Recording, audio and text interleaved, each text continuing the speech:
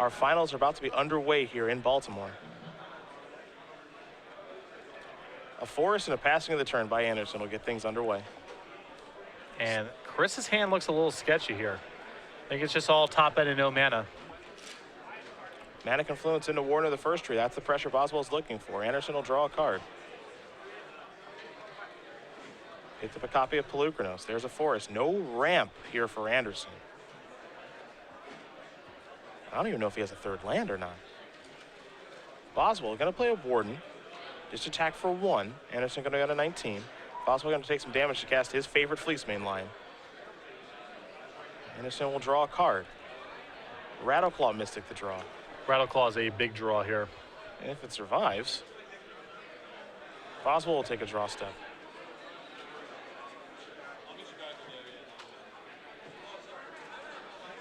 Sketchy keep to say the least here from Andersen.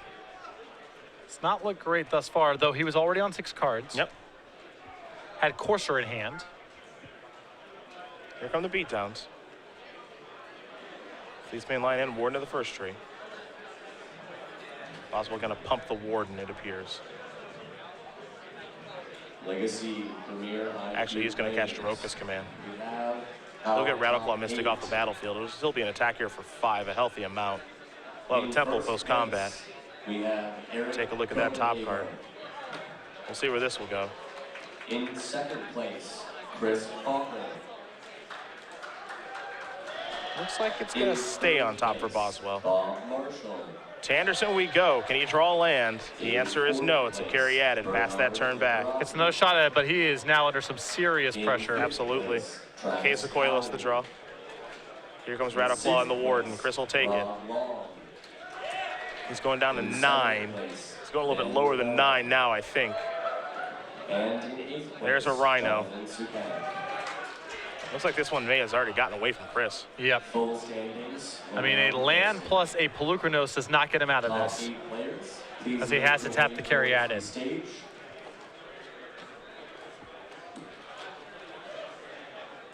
Andersen will draw a card. It's a copy of Death Mist Raptor. That's not going to help him either. Water Premier IQ players, if you have no opponent, please raise your hand. Help them get to their seat.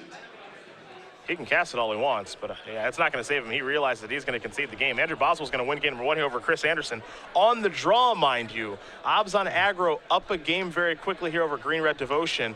Bit of a steal there. And that's a really painful one for Chris to lose, because things are not getting easier for him post-board. You take a look at the sideboards. We'll start with Chris's, his 3 Den Protector, his 2 Hornet Nests, 4 Plummet, 2 Nissa World Waker, an Ugin, a Barrage of Boulders, and 2 copies of Roast. Roast is an easy one, but you'll notice not a ton of ammunition here for Chris. Yeah, Chris really felt like the control matchups and the flying matchups was where he had to focus his attention. As a result of that, no real game for this matchup. I mean, I think he's assuming that his game 1's going to be really solid and his opponent's not going to have too much of a sideboard.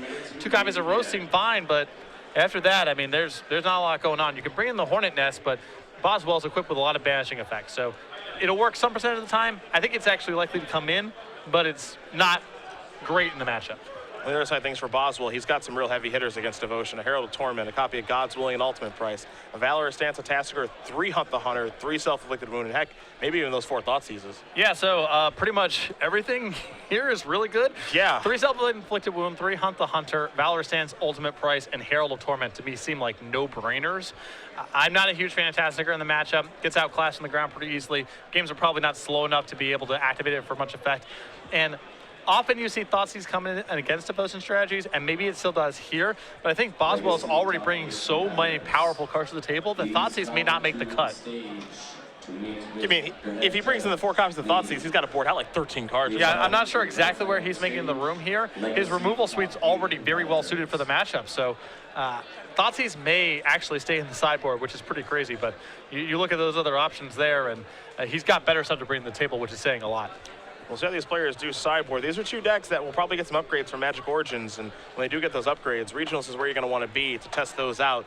August 1st, Summer Regionals. You can plant your flag at one of these fantastic locations. Yeah, we got venues announced all around the United States, and if you're not qualified for the Pro Tour and you're looking for a large cash tournament, an opportunity to rack up some Open Series points, or qualify for the Invitational, Regionals is a great opportunity to do just that.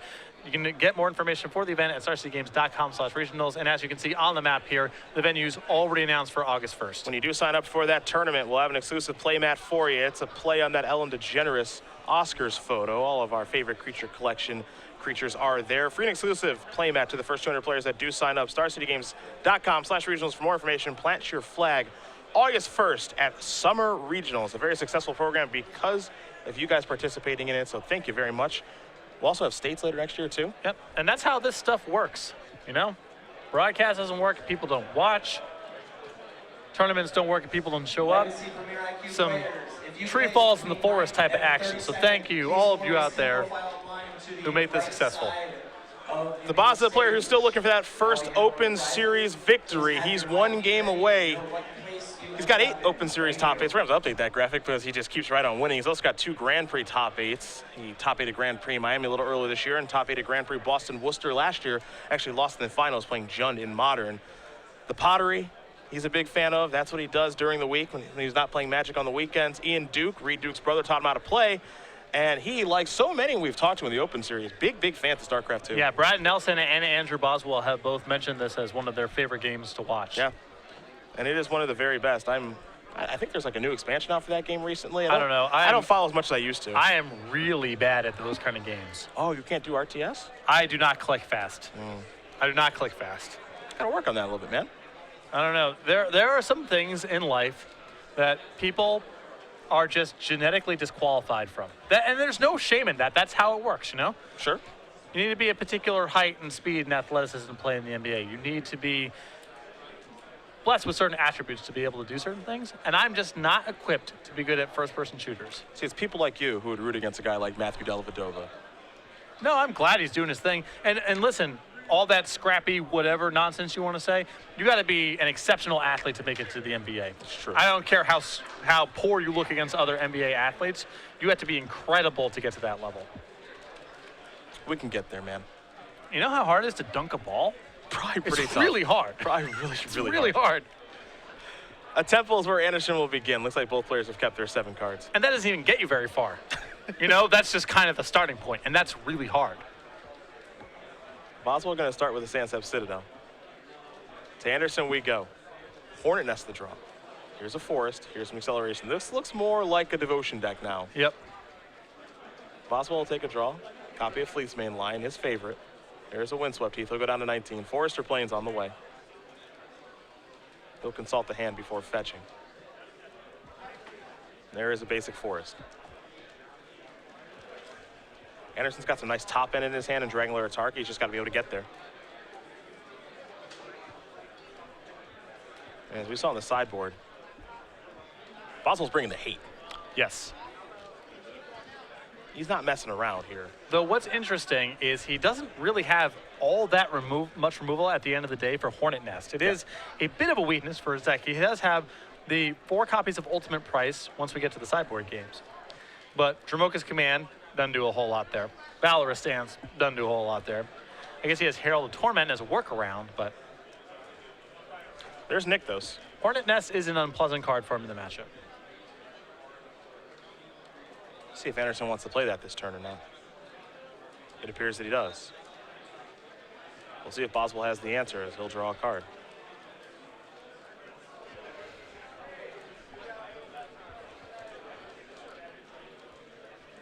Just a Fleece main line right now for the Boz.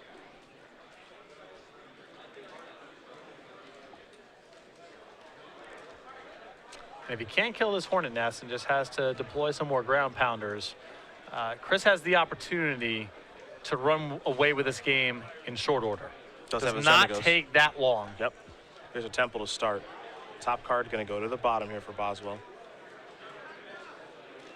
The follow-up might be a Death Dealer. Fleece main line, Ultimate Price would be timely right now. Hornet Nest is not easy for Boswell to get through unless he has exactly Ultimate Price. Maybe he has other removal to back up. He has Self-Inflicted Wound, which can take care of it, but the ship sailed on that. Just a Death Dealer and passing the turn. Rattleclaw missed at the draw here for Andersen. And you know, it already feels like we're at a spot now where we're going to see a turn of mana development here, and then Hell Unleashed the following turn. Yeah, it's the calm before the storm.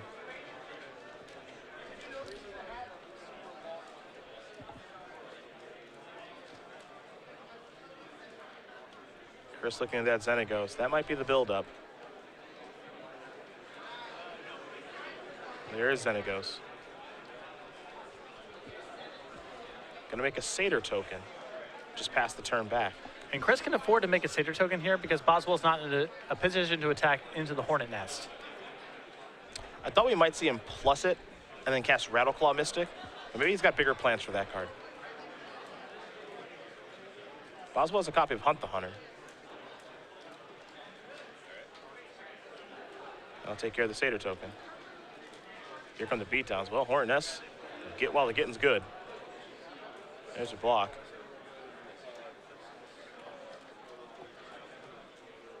Bunch of insects on the way. Boswell's gonna have to try to plow through these now with those death dealers. Yeah, I mean this is a tough slog. Yeah, it's a plan, you know. It's the best he could do without ultimate price, but you can tell Boswell knows just how good Xenagos was going to be for Chris the following turn. Yeah. That he's got to get it off the battlefield at any cost, and the cost was pretty gosh darn high. There's a forest for Andersen.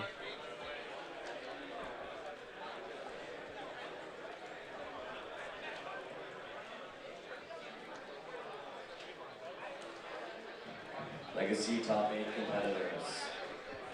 and what's so powerful about this Green Devotion deck, we've seen it several times from Chris, is how many games has he gone crazy with Nykthos and it mattered? Not really that many. Not a ton. He's just kind of playing lands and casting his spells, and that's been good enough so far. Chris getting a little aggressive here with those insects in the air. Going to come across for 2. He'll manifest.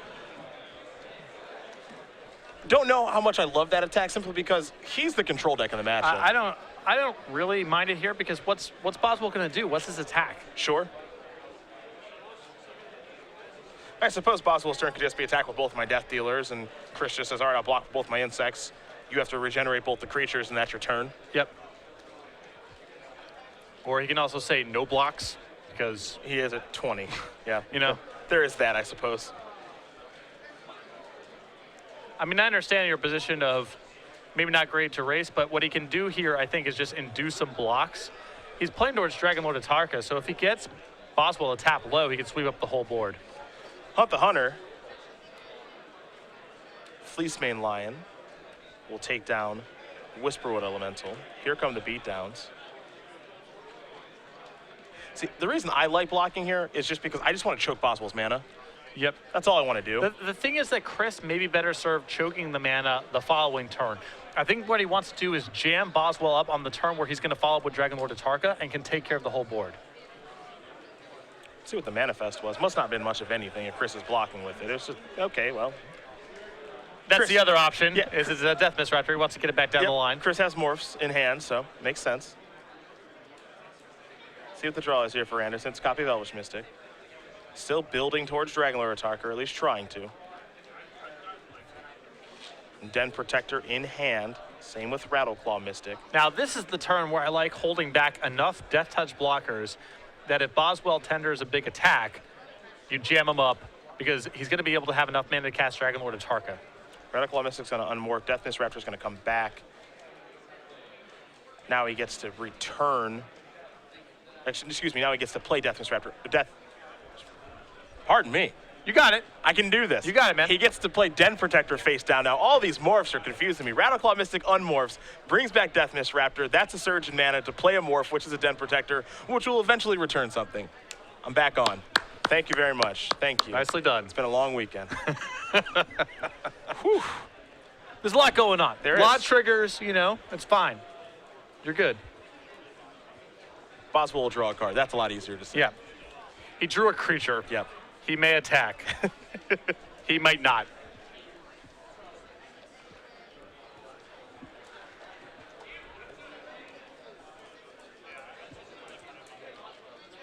Might be time for some beatdowns here. I do like the idea of choking up the mana this turn, as you mentioned. Right, he leads into Dragonlord Atarka next turn, so if you force him to regenerate, he loses everything. So the thing, too, is that Andrew kind of sees through that.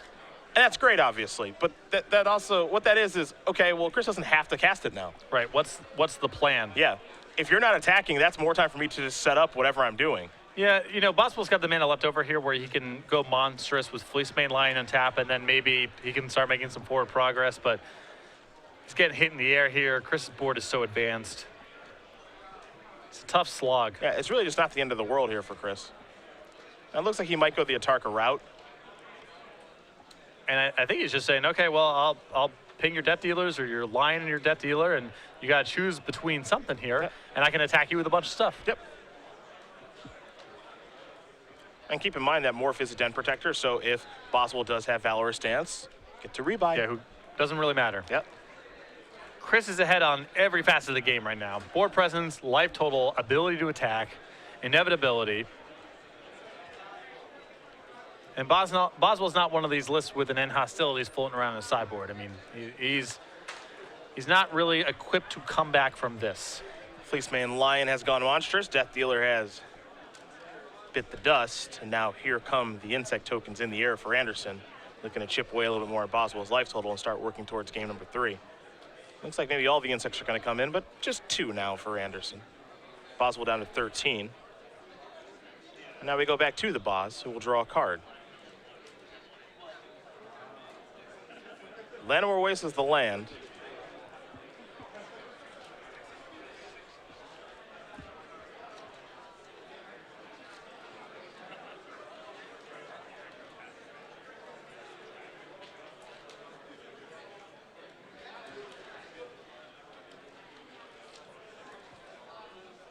I think Boswell's going to make a good show of it here. Not going to concede. No reason to. It's the finals of the tournament. Going to play it out, but What's big for Boswell here is that he won game 1. yes. Because him being on the play in this matchup is a world of difference. That's when your self-inflicted wounds get to be really, really good. But being on the draw with the draw that Chris has had has been really tough. Hunt the Hunter also on the play makes it more likely that he kills something and then hits for a lot of damage. Yep. Here he's been sort of doing some defensive Hunt the Hunters. They've been 1-mana removal spells, but they haven't allowed him to attack in the same turn. Fleeceman Lion going to come in. You saw Valorous Stance take care of the Dragon Lord Atarka.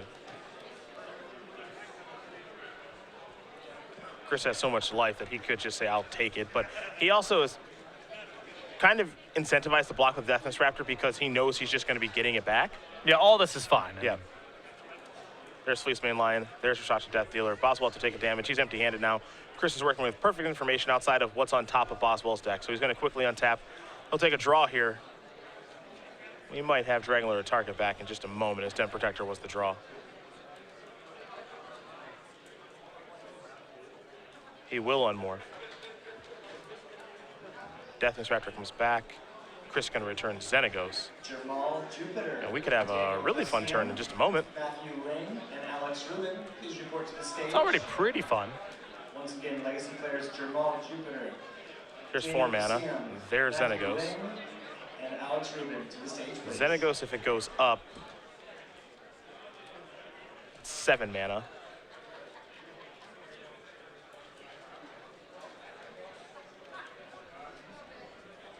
Can he do everything that he wants to this turn?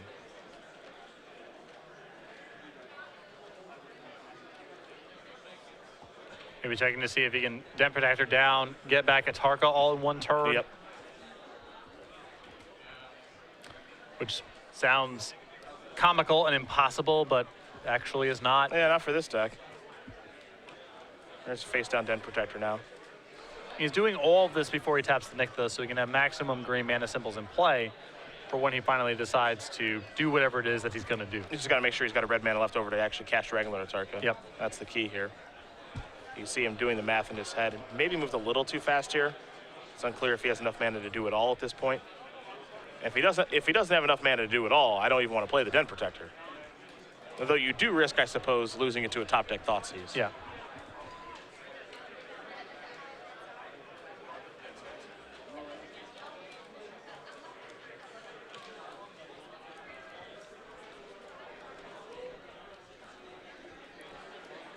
Boswell sitting very patiently here. We've seen this pose from Yeah. Andrew before. Not willing to concede. Knows he's beat, but whatever. Yep, just going to play the games. Yep.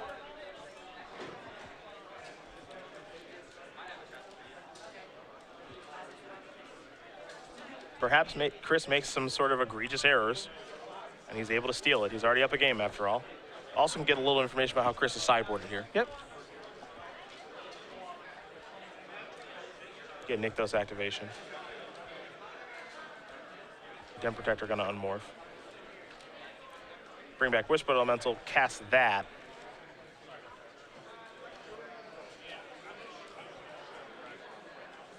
Looks like Den Protector and some insects will attack. Boswell checking to make sure he can block with the Fleece main line if he'd like. And he can if he wants to. Yep. Looks like he will. Chris will get a manifest here in just a moment, so long as he does remember from Whisperwood Elemental, and he does. And he'll pass the turn back. An explosive turn nonetheless. Doesn't involve Dragonlord Tarka, but it does involve him being pretty stable on the board. Yeah, he's good.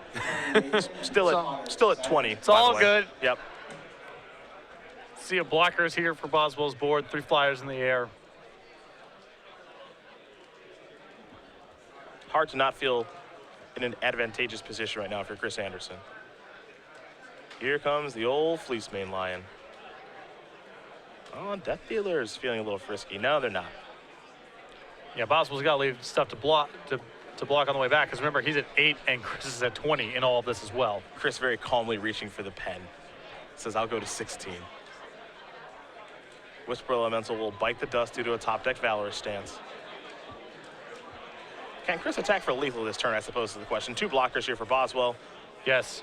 It looks like, yeah. Xenagos activation. Yeah, with the Xenagos activation, probably enough. I actually don't think he even needs the Xenagos activation. But yeah. Chris says, I'll make a Satyr and attack with everything. Make him go through it, Boswell. I love it. All right, that'll do it. Chris Andersen going to win game number 2 here against Andrew Boswell. We're all even up. Doesn't even flinch. No, I'll attack no. you for lethal. You're dead on board. All right, I'll wait. Prove it. Prove it. I don't believe you. Let's attack and we'll sort it out. Love it. You see the sideboards here available for both players. Think anything changes player draw? I think Thoughtseize might become less attracted to Boswell when he's on the play. And, you know, on the draw, he might feel like he needs more answers to certain things. I don't think a whole lot changes. And I think Boswell right now appears to just be shuffling and going about his business, so I don't think there's any changes to be had. I don't think either player is going to change too much here. Boswell's got a lot of tools. He's just got to draw them and get off to an aggressive start. And some of his cards here, Hunt the Hunter, Self-Inflicted Wound, a lot more powerful when he's on the play. Looks like he's going to reach to the box, maybe to check things through. While he does that, we will talk about the Season 3 schedule here on the Open Series one last time, as we started things off with a Modern Grand Prix in Charlotte. Michael Malone, the champion there with Elves in Modern. You saw an Open Series in Indianapolis last week, and then Eric, the Thrill Real Assassin, did win with Green Red Dragons. Right now, we're watching the finals here in Baltimore between Andrew Boswell and Chris Andersen. Chicago's going to be an absolute blast. Our first time there, and Magic Origins. Yeah, we're going to take a couple weeks off here after Baltimore for some Magic Origins festivities, and then we head to Chicago, first time in Open Series history, to debut that standard format, July 18th and 19th. We head to Richmond for a Standard Open, then Legacy in Washington, D.C., Standard Grand Prix in London, back to Charlotte for a Modern Open Series event, and then the Season 3 Invitational in New Jersey. Standard and Legacy as the invitational formats with a 2-day $20,000 Standard Open Series event, August 28th through the 30th. And as usual, you joining those main events, you will get the Tassiper, the Golden Paw playmat yeah. with our good friend Bananas, the Slave Dog. Yep. Just hanging out, just enjoying whatever this life is that Bananas has been cursed with. Tassiper, cursed! Seems pretty heavy on the balance. Tassiper scheming up how to, you know, throw up in your shoes or knock over your fetch lands or all the things that my cat happens to do. Anyhow, it's available for free anytime you enter one of the two-day $20,000 Open Series events during Season 3. We don't mail it to you after the fact. We don't give it to the first X people who register. It's yours, free of charge. Just show up anytime during Season 3. Cats throwing up in your shoes is just really aggressive. Yeah, that's on purpose. That's the thing, is so much of it seems malicious. Like, that's not, you know, the cat throws up somewhere, the cat's going to do that. You know, that's whatever. Cat's going to bump some things over. They're going to do that. Yep. Back in my old place where I was living, we got Patches and Sergeant Whiskers, pair of cats. And they were a little skittish. I assume they weren't people. We adopted them from some other people. And they were a little skittish, as cats often are. In their first couple days in the house, they're hiding underneath the bed, and you know they're sort of intimidated by the new environment. And I'm in my room one day, and they come in. They my door is cracked open, and they push the door open, and they look at me, and they meow a little bit. I'm like, oh, okay, this is awesome. We've had a breakthrough. They feel comfortable coming into my room. They wander around for a little while, and then they look at each other, wander into my bathroom, and I hear them jump up onto the sink and knock everything over, and then jump off of the sink and walk out of the room and go back to doing whatever they were doing before. That is on purpose. I'm sure if the two of them sat around with Tassiper, they would scheme up some pretty horrible things. Cats are malicious. They are. They're No- kind of no question. They're kind of cuddly and nice, but you know they are malicious.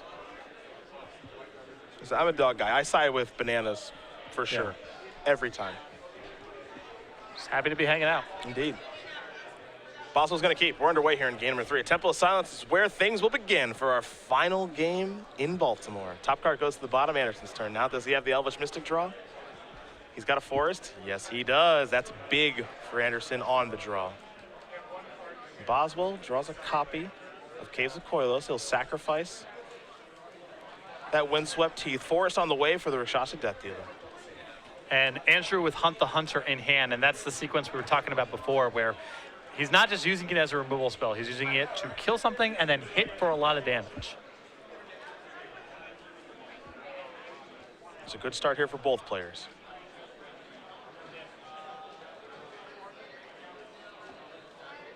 Andersen will complete shuffling, and we'll see what his second turn brings here in just a moment.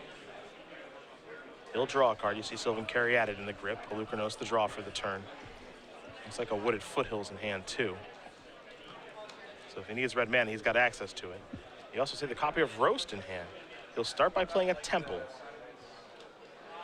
We'll see where that top card goes. It looks like it's headed to the bottom, though Chris will consult the hand a little more.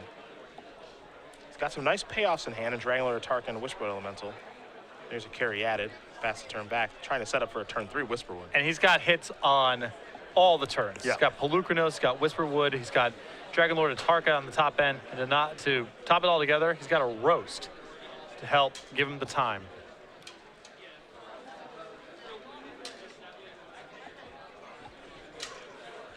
Boswell will draw a card. It's his third turn of the game. Quite a few lands right now in Andrew's hand. He'll start by playing a Windswept Teeth. He's down to 18. See if a Plains is on the way or not.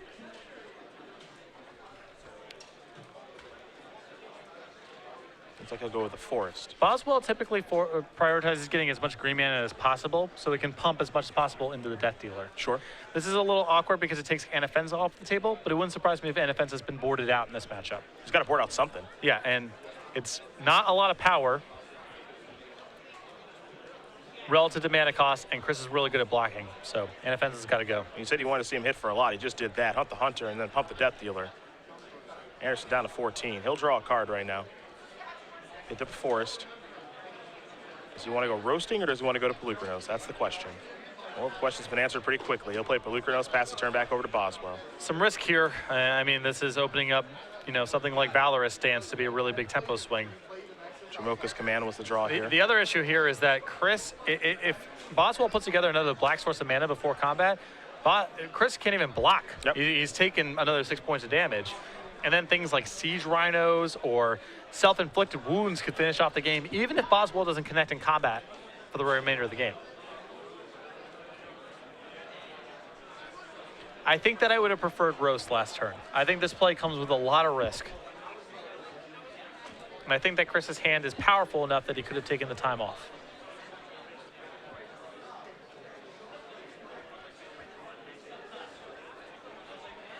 Boswell thinking long and hard before playing a land. Looks like he's going to go with Caves of Koilos. And that's that second black mana. Yep. Now he can kind of sneak in 2 points of damage if he'd like. You see the hand, it's not really all that impressive. There are 2 lands there in Llanowar Waste of Mana Confluence, and then Jamoka's Command and a Siege Rhino. Like I said, pretty land heavy.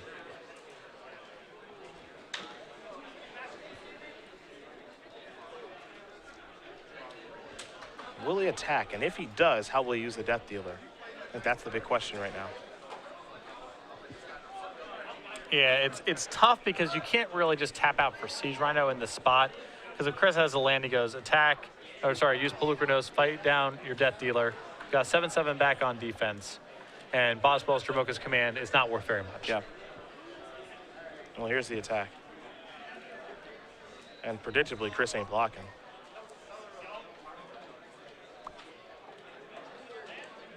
Is Boswell pumping is the question.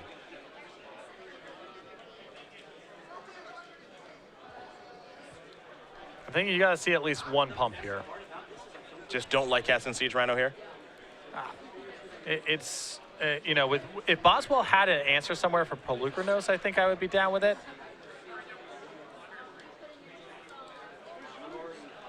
If you are playing Siege Rhino here, you are banking on Chris not having a 5th mana. Well, that's what he's hoping for. And maybe Boswell thinks his odds are so long that that's how he's got to play.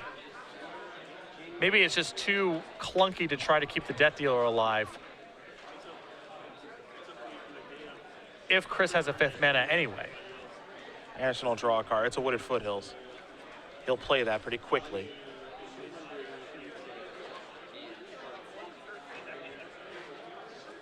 The straightforward play is activate Polukranos, kill the Death Dealer, maybe D up a little bit. But there's also the play of, maybe I need to roast here because I'm worried about Jamoka's command. I don't want that to get countered. Yeah, there's a lot of stuff going on because if Chris believes that Boswell can kill the Polukranos, fight for 2, say go, is pretty risky. He's going to go to 8 off this fetch land. The Siege Runner would knock him down to 4, and then he could get burned out with a number of cards. If he's looking to just maximize the conservative route, I think it might be Whisperwood Elemental this turn. Gives him 2 blockers. And it makes attacking a little bit challenging for Boswell. Also makes using removal spells a little challenging. He's going to go to Polukranos to take care of the Death Dealer. He'll just pass the turn back with a 7/7 on defense. Boswell will draw a card. Didn't get a great look at it. There's a land. And he'll just pass the turn back very, very quickly. Not what he was looking for. That was an opening there for Boswell to rip a removal spell. Yep. And I think he's in great shape if he does, but now it's going to get real hard. Wooded Foothills to play there for Andersen. Chris 1 mana away from Dragon Lord Atarka.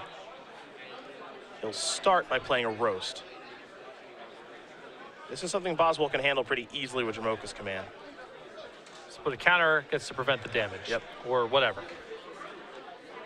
Rhino now 5/6.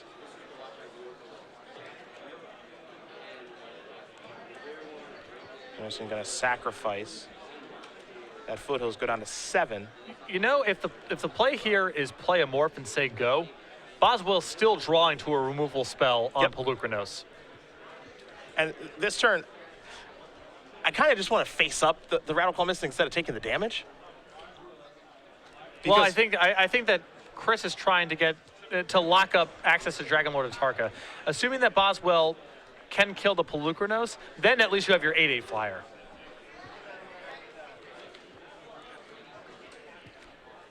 Let's see what the draw is. It's an important one. It's a copy of Jamoka's command. I mean, that was an opportunity for something like Hunt the Hunter, for example. To be really bad news. You know, for as much as Boswell has flooded out, he's had some very live draws the last couple of turns.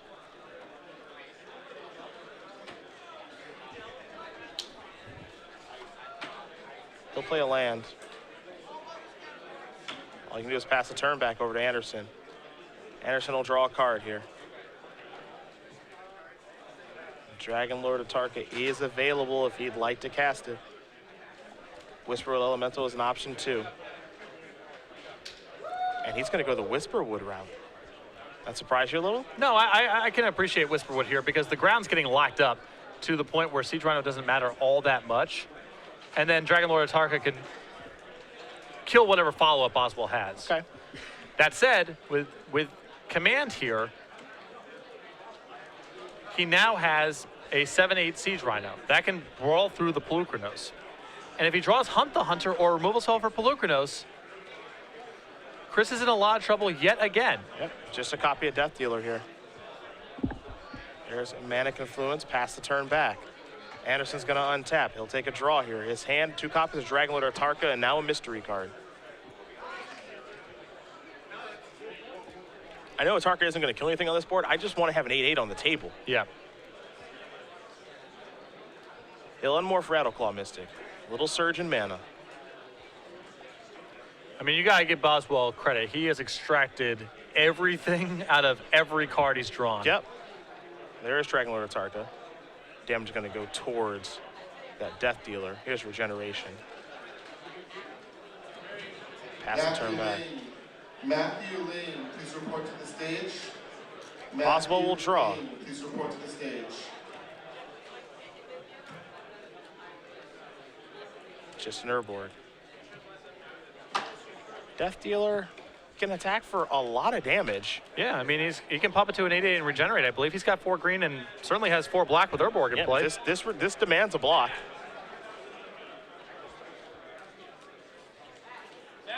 And double blocking isn't going to get you very far. With another copy of Dragon Lord Atarka in hand, Chris does have the option to block, force all of the mana, and kill it. Looks like he's just going to chump block instead and start to race, which I can appreciate as a line, as he is not as safe as he might appear. Nykthos the draw. See how aggressive Andersen wants to get here. For your fourth and final round are going up. Please make your way to your seats.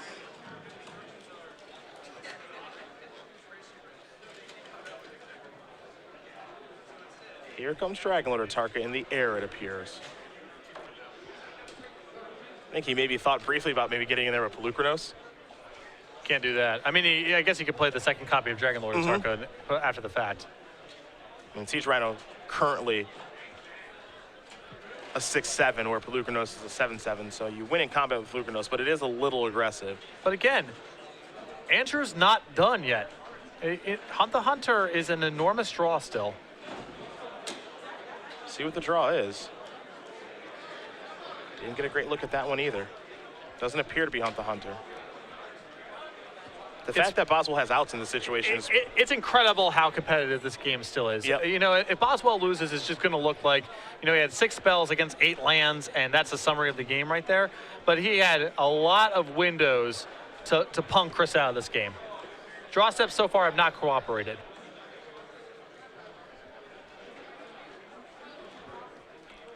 Valorous stance, going to go after Pelucranos.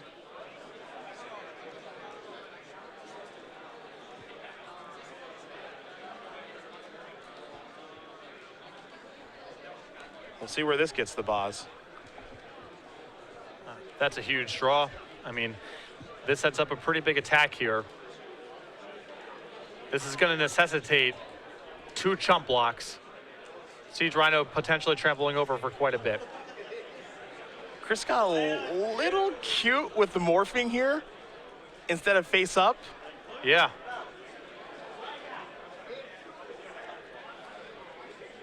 Just a touch.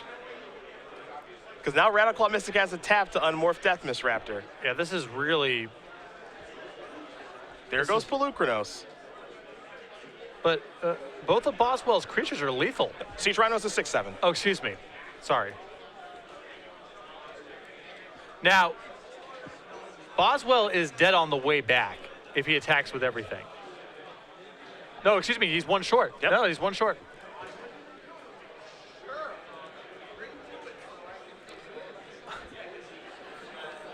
This is unbelievable. Now, Boswell can't take another point here. Yeah, that's true. So here's a pump and a regenerate, it appears. Yeah, got a little fancy with that. You needed Rattleclaw Mystic as a blocker there, Yep. I think. You're a lot safer if Rattleclaw, Death Mist Raptor is going in front of the Rhino, and you're chump blocking the Death Dealer. Now Chris might not even be able to attack. It really depends on what he draws. He drew a copy of Rattleclaw Mystic, which might be...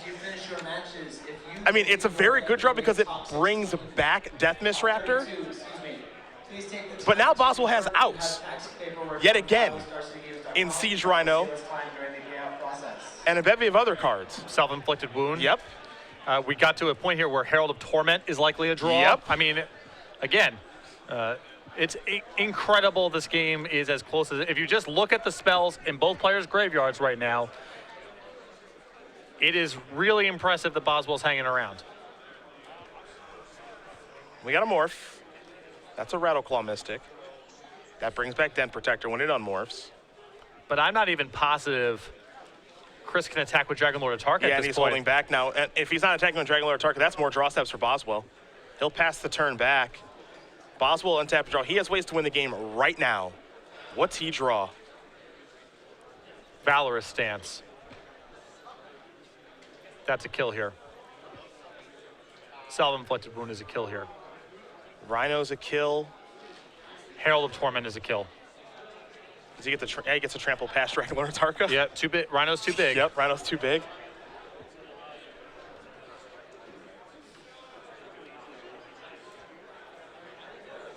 And Boswell can't take a point of damage from his lands. And he is dead on the way back with the board the way that it currently is. Because Dragon Lord Atarka is 8. The unmorphing gets back a 3rd creature.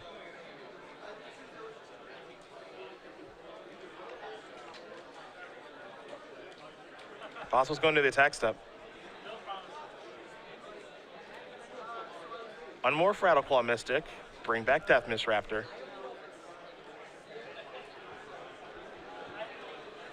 There's blocking to be done.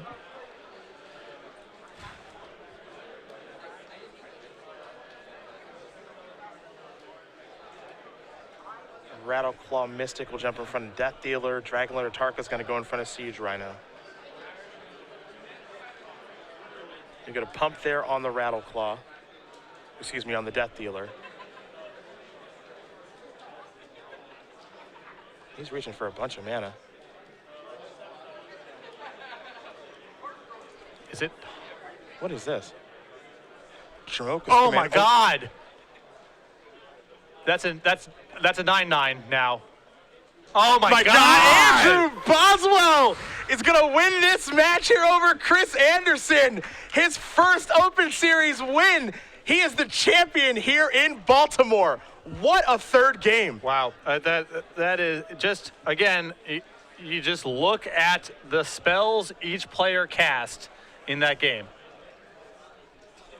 There's not a lot to say about the game sometimes.